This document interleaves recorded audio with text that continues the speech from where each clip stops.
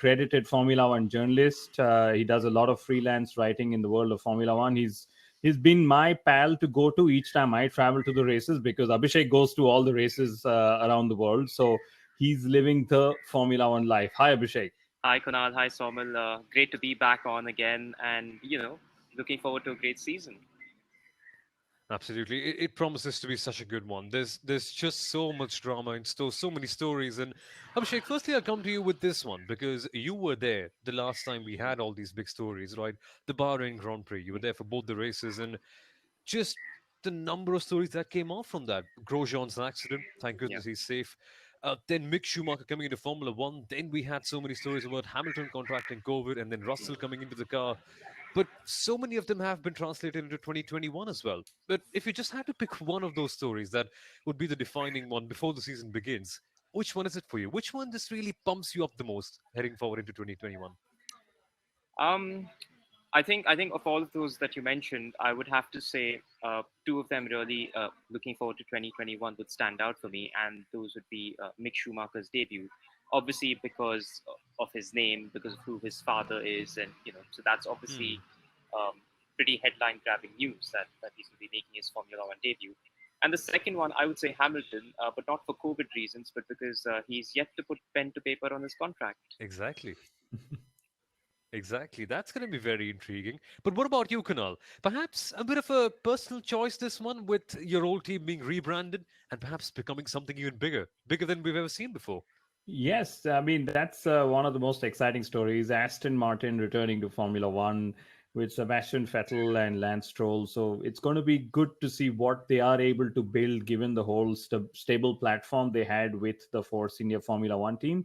But the ex Force India driver at Red Bull this year, Sergio Perez, he is the one that I am absolutely gunning for, because this is a chance a driver like him is been waiting for, like for the last decade. I would say, with McLaren, and to now get that top team chance, to now get a chance to sort of prove himself against the mighty Max Verstappen. I'm excited to see what he's able to do. That will just be insane. And we will discuss all of that in depth. But before we go on, folks, don't forget, like, share, and subscribe. Not the usual stuff, right? You know what to do exactly. If you're enjoying it, feel free to leave a like and to subscribe to the Inside Line F1 podcast and Pits to Podium, depending on where you're watching this one. You know the deal. But let's move on. Let's actually play a game of word association. Now, it's something that I like to do quite a fair bit. Just identifying a situation and choosing one word that describes that. And then, of course, we can go down deeper and speak about the team in perspective. And I think the best way to start is with the champions. Abhishek, heading forward into 2021, it's so easy for a team like Mercedes to get complacent, right? But they haven't done for all these years. What do you expect from them? And what would be that one word that describes them in 2021? Well, you sort of already mentioned it. I was going to go with champions. I had initially sort of jotted down dominant, but then I scaled it back to champions. But yeah, I mean they are the favorites. They are the team to beat. The rules are staying pretty much the same. They were utterly dominant last year, with the exception of some minor tweaks that might a little bit and might may or may not take away a little bit of their edge, but they'll still be out there. And what about you, Kunal? It seems to me that it's always going to be on a similar line for Mercedes, isn't it? And what's more confusing is the fact that, as Abhishek mentioned, Hamilton hasn't put pen to paper.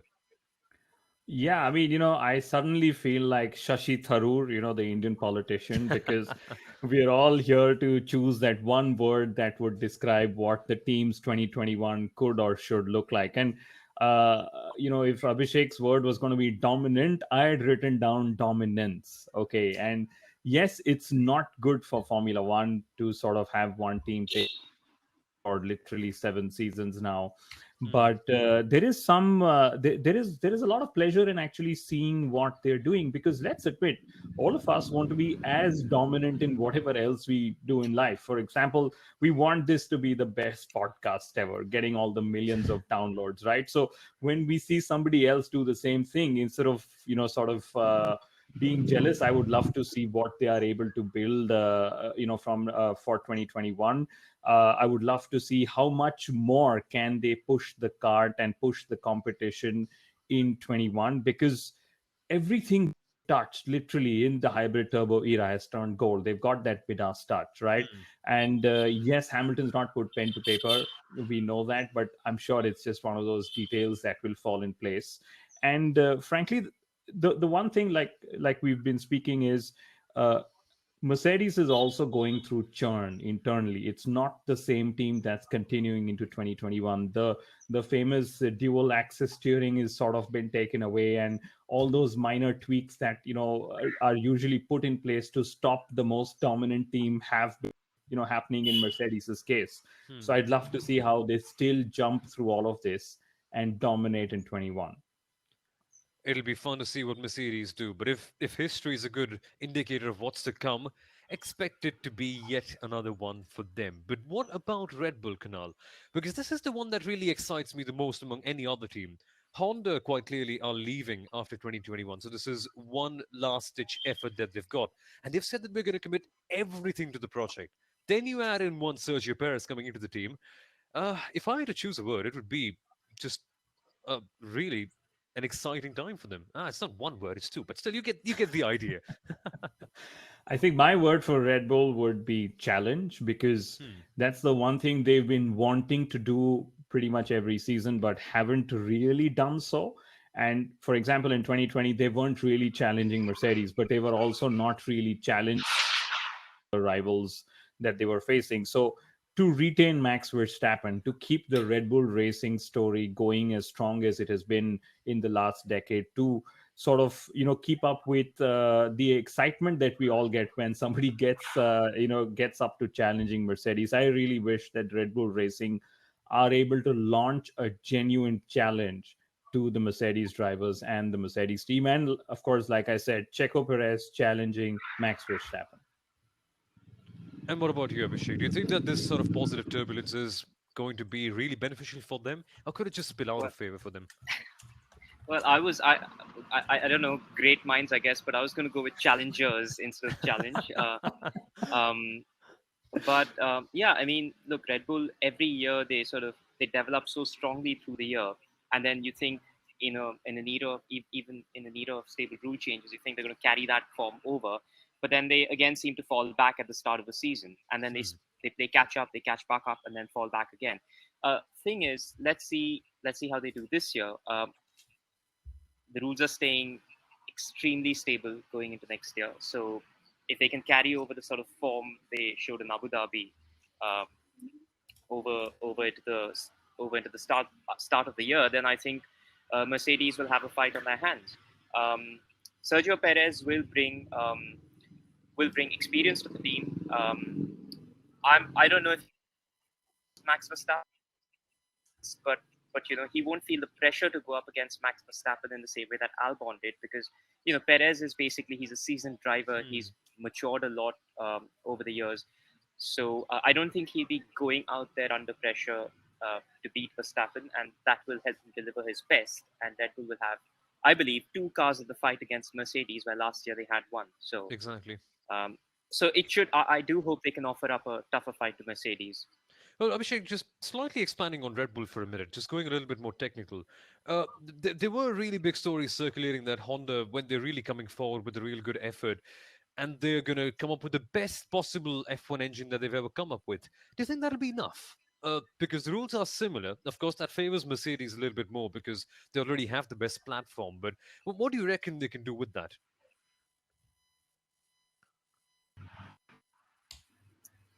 Well, I think Soumil has just dropped off, but I believe I heard part of that question. I think um, with Honda, you just have to see the rate of development they've brought to the table since the start. I mean, they were absolutely struggling at the start. They were at the back. Um, Fernando Alonso famously criticized that engine as a GP2 engine, and just look how far they've come. So I think if they've got that momentum behind them. So if they say they're going to throw everything at it, I believe it's going to be a significant step up. Just going by that track record. Hmm. That's I'm gonna have one more question on Red Bull though. I don't know, and again, this is something I've been wondering. Do you guys think that Red Bull Racing will allow Checo Perez to ah, challenge Max Verstappen? or do you think there'll be some team play out there? I think I think they don't expect Perez to challenge Max Verstappen. I think they expect him, in pure performance terms, to be beaten by Verstappen, but to be there supporting Verstappen, to be there, with two cars in the fight. Um, Plus, he's got sort of, like I said, he's seasoned and matured a lot. So bring that calm into the second car, that little bit of calm that can maybe temper Verstappen as well at times. And obviously, yes, I think for Perez, he's gonna be driving for himself. He's gonna be giving his best. But if he can't beat Verstappen, I don't think he's gonna be too hard on Exactly. himself. I do think he will pick up the odd win, but he won't be hard on himself in the way Albon felt the pressure of not being able to match Verstappen, for example. So yeah, Interesting times. I- yeah, Interesting times indeed. But what's going to be more interesting, according to me at least, and I'm really looking forward to this one, is McLaren. Because the news came in long before McLaren were genuine top three contenders. And last year they did show that with Ferrari dropping out, they can bring the fight up by being the most consistent midfield team. Before this all happened, they announced that they're going to be going to Mercedes, a real statement of intent, moving away from Renault.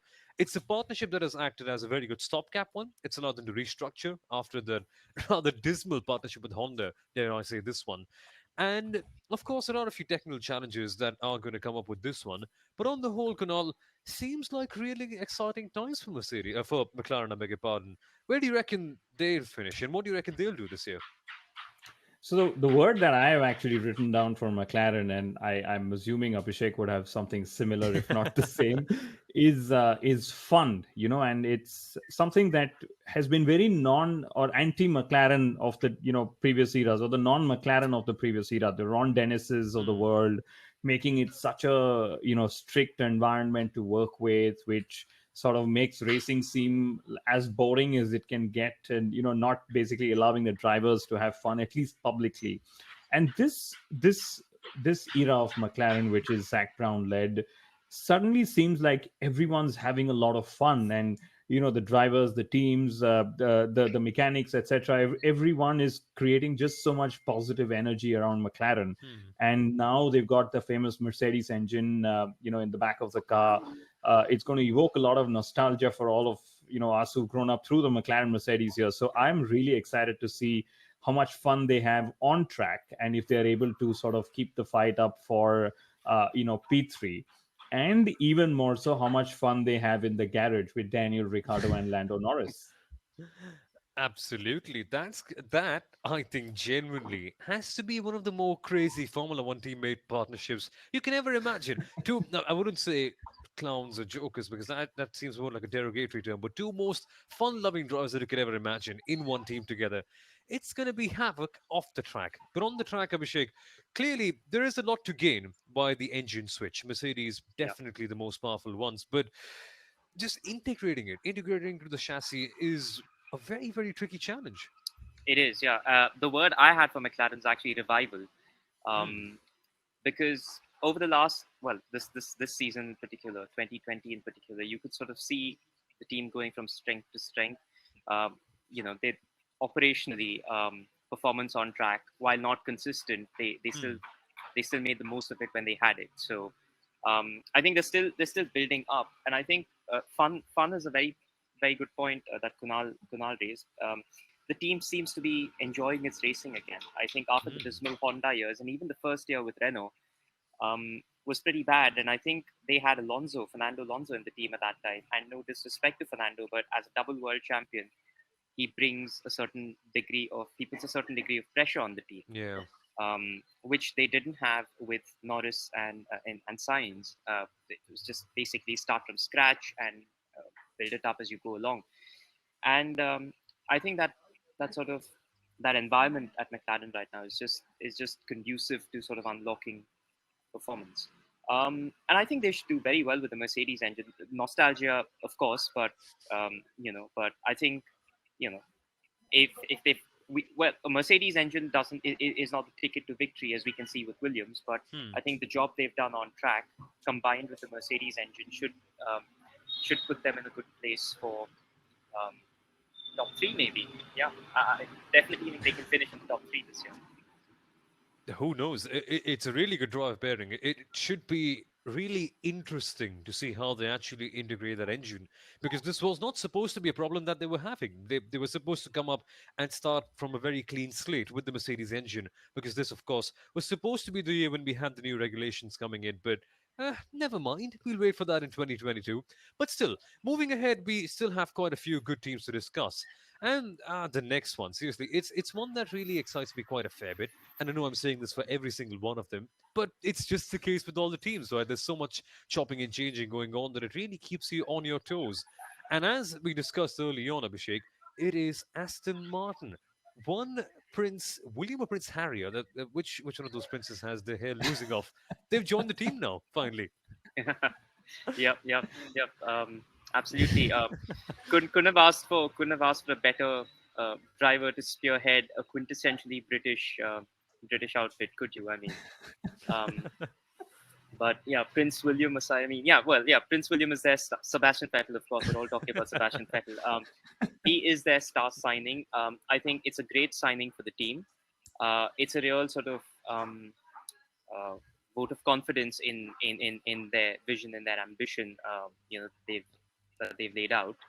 And for Sebastian, it's a second chance at sort of rebuilding himself, because I think Hmm. Sebastian Vettel, I don't think he's forgotten how to drive. He's not suddenly become slow, or he's not suddenly uh, become useless or something like that. But it's just that I think Sebastian's always been a driver who needs a certain sort of an environment around him to Hmm. thrive. He's a very sort of confidence driver. It's very much a head game with Sebastian, and I think in this environment, he will feel loved. He'll feel wanted. He'll feel relied upon in a way that he wasn't at Ferrari, especially after they signed Leclerc. Yeah.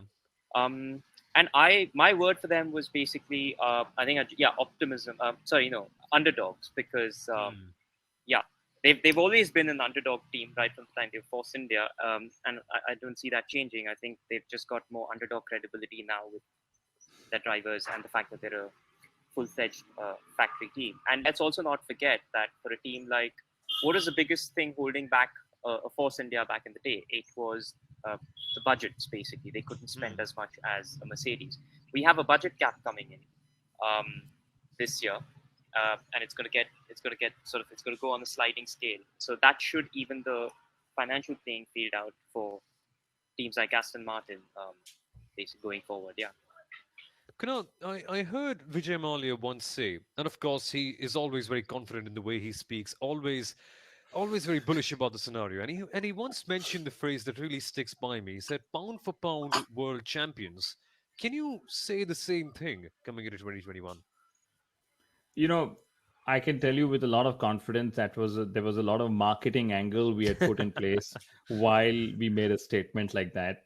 It of course held true, because and it still holds true. There's a reason why we are saying they're credible underdogs and how they sort of performed in 2020 and so on. I think it holds true in a lot of what we are expecting from them for 2021 as well. Like Abhishek said, funding and budgets were always a problem. I can tell you, cash flow was always a problem. With the Stroll ownership coming, that's the one thing that they've sort of fixed. And as we can see, the management has largely remained the same on the technical side of things, which also shows that inherently there was a very good team that just needed a bit of oiling to sort of get going, and that oiling has sort of fallen in place for them. They've got a fantastic, car brand, calling themselves a works team as well, Hmm. right? And the word I'm actually put forward for them is prove, because there's a lot that they need to instantly start proving. Hmm. Aston Martin before this was, partnering with Red Bull Racing, winning races, getting onto the podium frequently. Now they are sort of falling back into, P3, P4 competition that's there. Sebastian Vettel, like Abhishek also said, second life. He has a lot to prove again to sort of at least retain his legacy in the sport, right? Because that's the one thing that got overwritten so quickly and so badly in the last two seasons at Ferrari, that he's going to be sort of looking to prove that he's still the same driver, just doing better on a different team. And then Lance Stroll, unfortunately for him, I think he will constantly need to keep proving himself. I think even if he gets a couple of race wins, which may not be in store for 2021 at least, I think he will always be branded as a pay driver, a driver who's in the Hmm. seat because his father owns the team and all the other explanations that go with it. So for Stroll, it's also going to be about further keeping on proving himself as time progresses with Aston Martin Racing. And let's move on to a team with two rather young drivers and a new name as well. It's Alpine, with one of their two-time world champions competing in the young driver test. You know exactly what we're talking about. But what word would you have in mind for Alpine, Kunal? It seems to be a fresh start, at least on the marketing side of things. Is it really a fresh start in the operations side? I think the word I've written down for them is re-energize, because Hmm. that's what they're trying to do with the rebranding, with getting Fernando Alonso on board. They've had a couple of management changes. Our favorite Cyril has, of course, left the team. We don't know now if he's going to get the tattoo he Oh. should, and so on. But there is something about Renault which we are all nostalgic about because of what they sort of represent in Formula One. But at the same time, there is this inherent belief that they haven't achieved as they should in this hybrid turbo era. I mean, if we were to look one era back, during the V8s, they were the dominant manufacturer at the engine manufacturer at that time. Hmm. And 7 seasons in, they are still literally struggling to get this all, get the whole formula right, with what we've currently sort of going to be racing in 2021 as well. So for Renault, I really hope that they, or rather Alpine, I really hope that they re-energize. And I'm pretty sure I'm not going to be the last one calling them Renault even this season. Abhishek, Davide Brivio, Suzuki manager, we saw them do excellent things in 2020, and it's an organization that has probably been built from the ground up. Is he going to be the game changer this year? It's possible. I mean, you see how much management changes can actually unlock potential within a team. Hmm. We've seen that countless times in the past. I mean, um, classic classic example would be Mercedes. I mean, under Toto Wolff's management, I mean, you've had key staff come and go, and the team is still sort of maintained its sort of dominance over the years, the turbo hybrid years certainly. You look at McLaren. The management changes they instituted have worked so well for them. So it's I think, I mean, so some management changes do definitely play a part in unlocking performance. The word I had jotted down for them, in hindsight, I should have jotted down the word young, because I mean, as Alpine, they are a young team. They have the youngest driver lineup on the grid. Uh, a completely unproven, unknown world champion. But I jotted down Alonso because he is, his comeback is the story there this season, and how he fares. Again, he's got to be managing his expectations. He can't get frustrated the minute once it becomes clear they're not going to Exactly. be winners. So I think that managing those expectations and managing his sort of let's say his temper is going to be key to sort of Yeah. That hopefully doesn't spill over like it did in McLaren. yeah That's going to be some. Actually, that's a very good point that you mentioned. Just controlling and understanding your expectations, because as a two-time world champion and being Fernando Alonso, right, you always want to go ahead and win, regardless of the discipline, regardless of what car you're driving or what series, or hell, is it even a desert that you're racing, or even on tarmac yeah for that matter. yeah So yeah that's just the Fernando Alonso way. But Fernando Alonso once used to be a part of a team that was serial winners rather, and now they said that they're in for a season where they could finish third. What word do you have in mind for them, Abhishek? We're of course talking about the Scuderia. New drivers coming in, but still very much the same on the management side, with Binotto yeah still heading in the team. yeah. The word I have for them is ailing. Um, Oh. I know it might be a bit harsh, but but they did have a terrible, terrible year last season. Their worst season since 1980, the first winless season since 2016. Yeah, with Ferrari, in a way, I'm glad they stuck with Binotto, because Binotto is one of the problems with Ferrari has always been the team reacting to pressure from the Italian media and sort of Hmm. um, you know making these knee-jerk changes. I think a period of stability will do them good. They were kind of caught out last year because of the whole engine saga, Yep. the legality and all of that. So they were caught out by that. So I think yeah, they've set sensible expectations this year. Is it going to be an easy top three for them? No, because like I said, McLaren is looking good for a top three finish. They're going to have to fight it out. But you know, they say the engine is showing them some encouraging numbers in on the dyno. So hopefully they are. They're not going to be winners. They're not going to be championship challengers. But top three, I think, is a sensible target to set for them. Hmm. Yeah. Statistically, Kunal, sixth worst season for Ferrari in their history, as we uncovered on Pits to Podium recently. Uh, is your word a lot more optimistic than the stat? I'm afraid no. My word is embarrass, and I'm going to Oh, say it. oh, I hope they do that's not direct. embarrass the Tifosi, their brand, what they stand for, their history in 2021. Yes, there are positive signs. I think they've found 50 horsepower extra on the dyno. That's what they've been saying. And we just touched upon the legality of their engine, sort of caught them back. But my other reason to sort of put the word embarrass, or rather let's hope they don't embarrass themselves and all of us, is the young driver lineup. What I really like about the youth is they just want to drive whatever car they get as Hmm. quick as they can go. We saw that with Leclerc, versus say Sebastian Vettel, who needs a proper car and it needs to be set up, and Leclerc would just come and drive the wheels of that car and still end up going quicker. So that's one approach I'm assuming that Leclerc and Carlos Sainz Jr. will bring to Ferrari, right? But beyond the point, I hope that there is sufficient experience within the team to sort of help them bail out of the technical issues that Yeah, can still make them slow in Formula One. And we know how technically challenging each season becomes with even small changes, as we are exactly. seeing in 2021. So let's hope that they've got sufficient experience, and this could mean putting Luca Badoer in the car, at a couple of private tests to try and get some understanding of what's happening. But yeah, so I hope they don't really end up embarrassing themselves. And I think Charles Leclerc will still be the one shining bright light in Ferrari. Like we've said on the Pits to Podium and Inside Line F1 podcast, that even though Ferrari weren't shining in 2020, Charles Leclerc's 2020 Yep. was sort of better than he was in, say, 2019.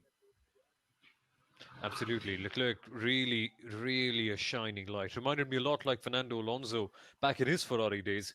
Let's just hope that there's more success waiting in that particular pathway. But right across the board, not right across the border, right across town pretty much. We've got AlphaTauri, another team based in Italy. Of course, the spirit of it is very much Japanese as well, with Honda also being their engine manufacturers. And now with Yuki Tsunoda coming in, there's this extra flair and there's just sort of really good positive vibes surrounding the team this year, Kunal. And they backed it up with some really good performances last year too. What do you expect from Alpha Tauri, and what would be your word to describe them this year? This was actually the toughest team I could not find a word for, right? And I then remembered what Christian Horner said, that Alpha Tauri has gone from being a junior team to a sister team, and Hmm. okay, I don't know what the next word could be. Is it going to be mistress team? Is it going to be daughter team? So, but yes, I mean, on a more serious note, I think the one word I actually wrote down, which is something that even Shashi Tharoor might have to Google, is Yuki, because there's a lot of positivity around Yuki, especially given how he's come up the ranks, and Honda believes in him so much, given what he did in Formula 2 last year, right? So I think Yuki Tsunoda is going to be the driver to watch out for, even more so from a Red Bull Junior driver program, right? Because with Checo Perez in there, Red Bull have sort of said, guys, that's it. We don't have somebody who can sort of match Max Verstappen yet, so we're going to look outside of the program, right? And at this moment, Max is who they're banking on fully to lead them into the future. Of course, there's a contract in place, but if something happens and Max leaves, and if there is an opening, assuming it comes up at Mercedes at some point, and if Max leaves, then I'm not sure, if Red Bull has sufficient belief in Albon or Pierre Gasly leading the team forward. So a lot of hope will ride on Yuki to sort of be to see if he's the next talent that can take the baton forward from Max Verstappen. What do you think about this, Abhishek? Do you think he's really going to be the one leading the light forward, or is Gasly the stable? I think the veteran of this team, rather, is he going to be the one overshadowing him in his debut season? I think we just have to see how Yuki goes on track in Formula One. I mean, I'd sort of withhold judgment on that until we see how he's done in his first season. Because remember, I mean, all of the Red Bull juniors have all been very promising talents. Hmm. I mean, Tsunoda has an impressive junior record, obviously, um, but all of them have had an impressive record. We saw what happened with Gasly, promoted, demoted, and then wins a race after being demoted. So, we saw what happened with Kvyat, for example. Yep. So, I reserve judgment on who is going to take the baton forward from Max Verstappen should he ever leave Red Bull. But I definitely think there's a certain energy about AlphaTauri this season. They've got Tsunoda who the Gasly has matured incredibly as a driver. He's come back into the AlphaTauri environment, and it's actually worked for him. He's won the race. He's in a happy place, and the fact that it's now rather than a team, basically a junior team, basically supporting Red Bull. Um, I think Gasly is in the right place, where where he needs to be. Um, Sonoda will be exciting to watch. One thing, Japanese drivers in Formula One haven't always met the greatest of success, but they have always been tremendously exciting drivers to watch. Hmm. So I'm really looking forward to watching Sonoda um, do his thing behind the wheel. Yeah. Likewise, and maybe next year, Jehan as well. No biases here. No bias. Just kidding. Don't jinx it, Soumil. I would. And knocking on some wood as I say that. Hopefully that does come true next year. But moving down, it's Alfa Romeo Racing Team, and there's been some positive news coming around them about perhaps something happening in the future with the Sauber name coming back. The team very much still remains Sauber, but it's called Alfa Romeo still. And it's just, I don't know, one of the most dull stories heading into 2021 because there really is nothing that's changed about them. But stability can be good. Stability can be the way forward, Abhishek. What do you think? Yeah. The word I struggled to come up with a word for them, so I just wrote "bois" because I think that's just no disrespect to the team, but it's just that like you said, it's stability. There's not much changing with Alfa Romeo. I think their performance on track depends greatly on how strong the engine Ferrari gives them will be. Hmm. Um, yeah, and otherwise, they've got a stable driver lineup. Giovinazzi did well last year. Let's see how he goes this year, how he continues to develop as a driver. And well, Kimi's going to be Kimi, so yeah. So Nothing unexpected in that department. hmm. All very stable. There's a word in Hindi for all of our international viewers. It's called ठीक है. It's all right. It's fine. They're just the way they are. Let's see what happens. They're still at the mercy of Ferrari in terms of what kind of a car they get. But what kind of a car do they get from Ferrari this year, Kunal? It's a lot of hopes will rely on Ferrari's engine, especially for their customer teams. I think the next one is also going to be a customer team of Haas. But Yep. the one word I actually wrote down for Alfa Romeo was to re-impress, because, like you said, Hmm. Soumil, it's a very dull story getting into 2021. Yes, it's stable, but it's so stable to the effect that we know they're going to be fighting for the bottom three positions, Yeah. unfortunately. And I've got some really good friends working with Alfa Romeo, Sauber, Orland Racing. Okay, and I know how hard they're working, and I think it's time they sort of re-impress all of us with all the glory days of Sauber Motorsport as we remember them. And I think also somewhere they need to build some driver strategy, because I don't know how many more years is Kimi Raikkonen going to race. And you know, uh, if should he retire at the end of 2021, which I don't think so. I think he'll probably do one more season in the new era. They will suddenly be banking on Giovinazzi and say another random driver they'll need to pick from the pool, right? And yes, Giovinazzi did fairly well last year, but for some reason, he's never spoken about in that bright a light as his performances, sort of speak for themselves. So uh, it's gonna be interesting to see how Sauber try and bring back all that nostalgia and sort of it's going to be their 51st year in motorsport and so on. And also from an Alfa Romeo perspective, I think they are the one car manufacturer that has the least recall. I mean, not that I've done a survey, but the other manufacturers are fighting all the way at the front, and Alfa Romeo is still the least visible, amongst that group. So interesting times ahead for the team, I would say. Yep, interesting times ahead. Stable times for sure. But let's see how that goes. Let's see where they go ahead. But from something very stable, we straight away are diving into a rather spicy pan where everything's all jumping. There's hot sauce, there's controversy, it's all that you could ask for. Haas. Now, do we start with speaking about Haas on track, or do we inevitably go to the elephant in the room? Where do you think we should begin, Kunal? I think we should go to the elephant in the room, right? Okay. My word for Haas that I've written is Netflix. Okay. They're going to have Gunther Steiner, the star of all Netflix shows. That's definitely going to work for them. They're going to have the Schumacher name in the team in 2021. Trust everyone to milk the surname. Poor Mick, even if he's not going to perform, he's still going to have to sort of put up a brave face just because he's a Schumacher. And as Yep. that said, I'm really hoping he does perform because, again, lots of nostalgia in what he represents and so on, especially with what his family's been going through for the last 8 years. Hmm. And then Nikita Mazepin, there isn't a bad boy in Formula One as we speak. I think Kimi Raikkonen was the quintessential bad boy of the past, but now suddenly he's very Bad. statesman-like. And and Nikita Mazepin is trying to sort of fit into this bad boy image that the sport, in my view, doesn't sort of need. We love drivers like Daniel Ricciardo and Lando Norris and all the fun they have, and they'll be fighting on track, but off track they're there's a lot of brotherhood feeling amongst all of them. So I'm Hmm. not sure where Nikita Mazepin fits in all of that, but yes, I think we'll see more of Haas on Netflix than in the 2021 Formula One broadcast. What about you, Abhishek? Well, inevitably, a lot of it is going to be influenced by Nikita Mazepin and all the drama that's been happening surrounding him. Yeah, But yeah, is there really any potential? Because apparently there were stories circulating that Haas have been working closer with Ferrari this year.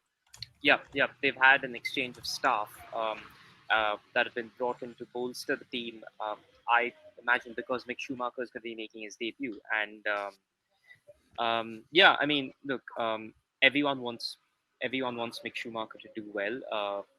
There's the pressure of the surname, but there's also like because of what's been going on, the struggles his family has gone through in the last few years. Yeah. Uh, there's a lot of goodwill around Mick Schumacher, and generally a feeling of yes, that's come on, you can do this sort of a thing. So Hmm. of course that brings with it an immense amount of pressure. Um, the pressure is going to be higher than it ever was on Mick, but he's handled it so well so far. He's handled Exactly. it. He's handled it. He's been very impressive. The way he carries himself. Um, the way he sort of goes about his driving, goes about his media interviews. He's a very very down to earth, very very down to earth young guy, and yeah. So I think he can cope with the pressure. I think he definitely can cope with the pressure. He's got it in him. And that was my word for Haas actually. Schumacher was my word for Haas because that was a big story. So and Hmm. as for nostalgia, you're gonna have a Schumacher, you're gonna have a Verstappen, you're gonna have an Alonso, you're gonna have a Raikkonen. Um, you know, yeah, it's a nice feel good sort of a story. As for sort of uh, Netflix, yeah, I think Netflix are gonna have a field day with um, Steiner and Mazepan. I think yeah, yeah. It So. it is just pandemonium at Haas. Just the complete opposite situation and on the other side of the Well, garages. actually, yeah, well, I wouldn't describe it as pandemonium. It's actually a very well-run team. It's a fun team. Yeah. Yeah. I mean, Gunther Steiner doesn't hold anything back, but that's great. But then, operationally, it's actually a very very well-run team, and it's a very Hmm. friendly team. It's a very open team as well. So, So I wouldn't quite choose pandemonium, but I would say it's going to be interesting. Yeah. At least from the outside. Mm, Because the PR department, not by their own admission, are facing a few troubles mm, considering all that's happening, right? mm, And you cannot blame them for how they've handled it. But again, that's a discussion for some other day. mm. That we shall get down into sometime later on. But the last team, and a rather good story, this one, a feel good story, is Williams. A fresh start, new ownership. This is finally the year when they prove their impact because I think it's been, what, 3 or 4 months since the new owners came in. Enough time to make some medium term changes, if not really long term ones. Where do you reckon they go from? Where do you reckon they go to, rather, Abhishek, with this one? Because Yeah. it's a fresh start. Of course, the chassis is still very much the same because I haven't got time to change that one. But Mm. I've heard that a new management, as you mentioned early on, can really come in and change the environment, and perhaps that is exactly what Williams need at this stage. Yeah, I think the word I wrote for them was progress. Hmm.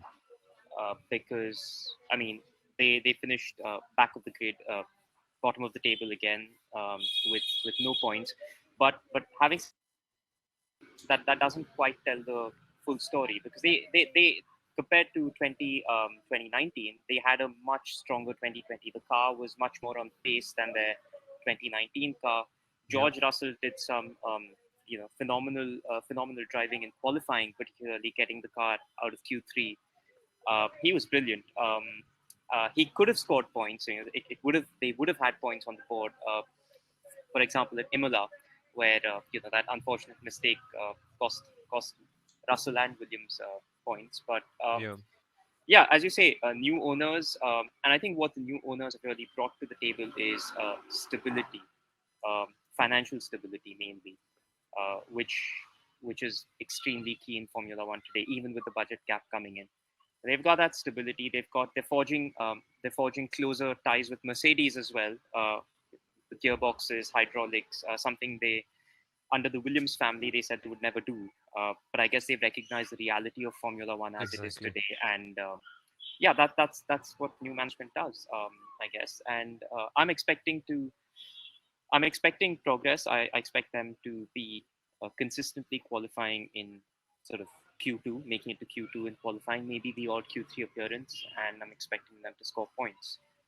Not going to predict a top five finish or something for them, but definitely points and probably seventh, eighth place finish, possibly. Yeah. Your thoughts, Kunal?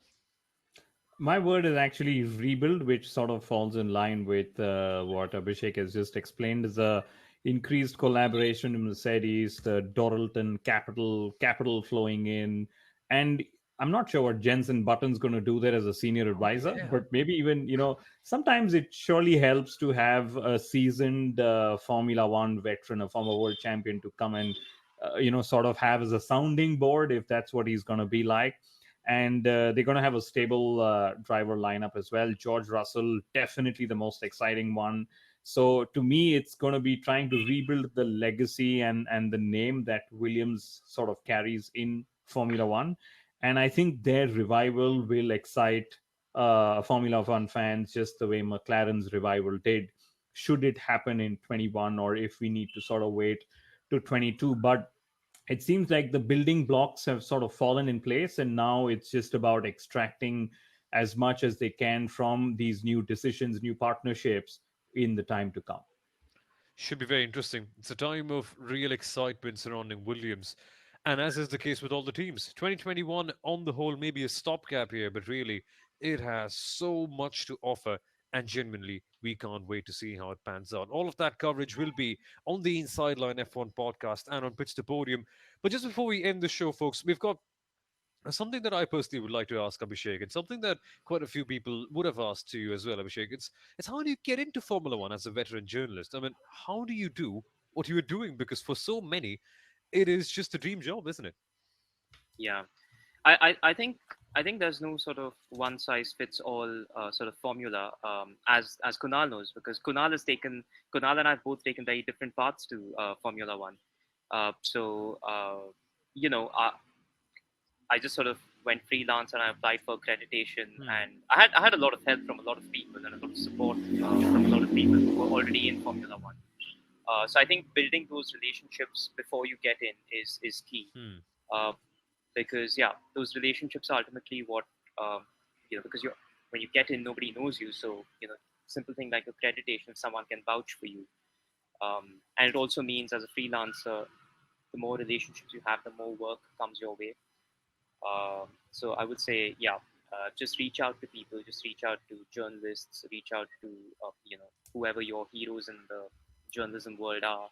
The established names and all of those guys, and they're all very very nice and helpful people. So um, that's what worked for me. And Kunal obviously took a very different path. So Yeah, I mean, just to add to what Abhishek is saying, I think even somebody who's aspiring, just start your own blog, get writing. It's easy to do all formats of content now, whether it's text, audio, or video. So get into the groove, have enough content that you sort of keep doing, so you have practice. And finally, it's the network and the relationships that will help drive you closer to Formula One. It's a very difficult bubble to break into, but it's not impossible. Absolutely isn't. And if you're interested and if you have done a bit of writing yourself, we are having a few posts open on Pits to Podium. So if you're interested in being a feature writer, video editor, for that matter, even a social media manager, just DM us on Pits to Podium on our Instagram page and we shall be sure to respond to you. But on the whole, folks, a really fun live session, this one, the first of many. And what a way to begin. Seriously, thank you so much for being a part of this, Abhishek. We really it's really enjoyed having you on here. And that was yeah, some it's really fun it's been a lot takes. of fun. Yeah, it's been a lot of fun. Thanks for having me on. It's been a pleasure. Yeah, nice seeing you guys, albeit virtually. Hopefully everything just ends and we're able to do that a lot more often in Yeah. the real world. But until then, folks, this is what we have, and we hope that you enjoyed it. And if you did, you know exactly what to do. Leave a like, subscribe to us. Subscribe or follow depending on whatever platform you're watching this on, and then we can see how it goes on from there. And we'll be coming up with a lot more Formula One based coverage on the Inside Line F1 podcast and Pits to Podium. That is the place to be. And until then, folks, thank you so much, and thank you for watching. See you soon. All right, Kunal, just hit end. Nobody, please shut your browsers because this is one big ass 2.1 gig recording. Abhishek, I presume you were on some sort of hotspot, and I hope you have unlimited data plans. Yeah, I'm on a Wi-Fi connection, so it's cool. Good stuff, yeah, good stuff. I'm really sorry. There was an issue with Facebook. It started and then it died out. But Oh boy. good part is we will at least be able to upload this post facto. Hmm. And form is uploaded. Kunal is done, and we're waiting for Abhishek, which is not going too badly. Abhishek, what cafe in Goa are you sitting at? You were having a coffee before, and um, now we're having a very lovely juice. It's Saturday night. yeah, watermelon juice. I just sort of it's about. So I'm I found an apartment in Benolim. Ah, So this Oh, is only about a nice. few, like a 10-minute cycle ride away. So wow. it's a nice cafe to Abhishek work has the at. I come most here. envious locations at the races to stay at. So every time I would meet him at the race, I said, "Bro, where are you staying?" Yeah, just 5 minutes, Up ten the road, minutes yeah. walk. Yeah, Oh, spa, yeah, yeah, yeah, yeah, and then I'm like 1 hour of a drive into another country altogether. yeah. Look, I do Goregaon Andheri for a living. Let's not even go there. Oh goodness. Same boat, sir. Yeah. Kandivali. Just sucks. It is what it is, though. Left in the Ooh, car. good bike. Abhishek has, I think, 60 MB left, and then we should be all good